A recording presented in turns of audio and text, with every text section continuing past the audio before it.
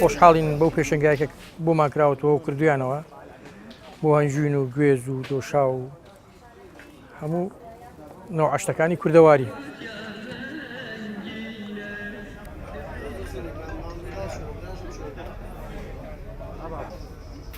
کردنەوەی ئەم فستیڤاڵە لەم ساتە وەختەدا کارێکی زۆر گرینگە بۆ سنووری پارێزگای سلێمانی و هەرێمی کوردستان بەگشتی.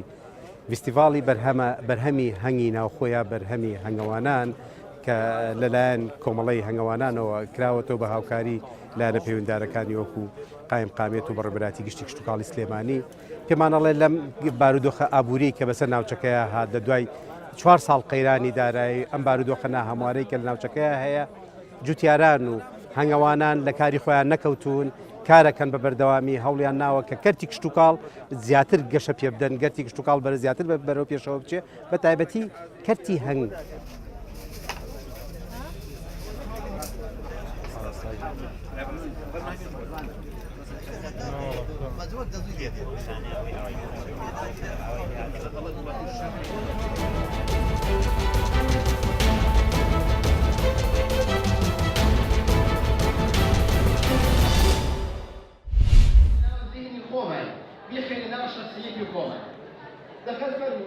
نزيد إذا شاهد دور حتى صالحه يخلي ديوان الشعر يجبين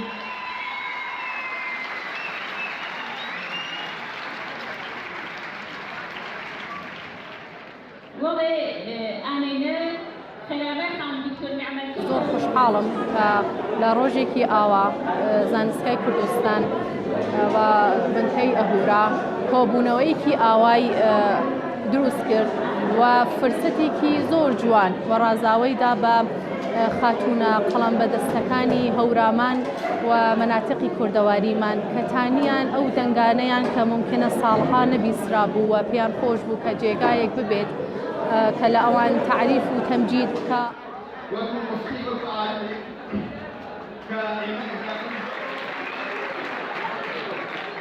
لەناو کۆمەلگا ئەوینین کە شتانێک وەکو عەشق و عاشقی شتانێک وەکو وتنی غەزەڵ و مەقالە و نووسینی داستان شتانێک بە تایبەت بە پیاوان بووە. بەڵام ئەمڕۆ کە لە کۆمەلگا ئەبینین لە وڵاتی هەورامانە ئەبینین با وجودی تەواوی ئەو مەحدودیەتانە کە هەست خاتونەکانمان هەڵەسن شعری عاشقانە ئەنووسن داستان ئەنووسن ئەمە بە ئەرکی سەرشانی خۆمان نەزانین کە لە مقابڵی ئەو مەراسمە سەری ڕێز و ئەدەب و حرمەت بۆ خاتونەکانی وڵاتماندا بنین.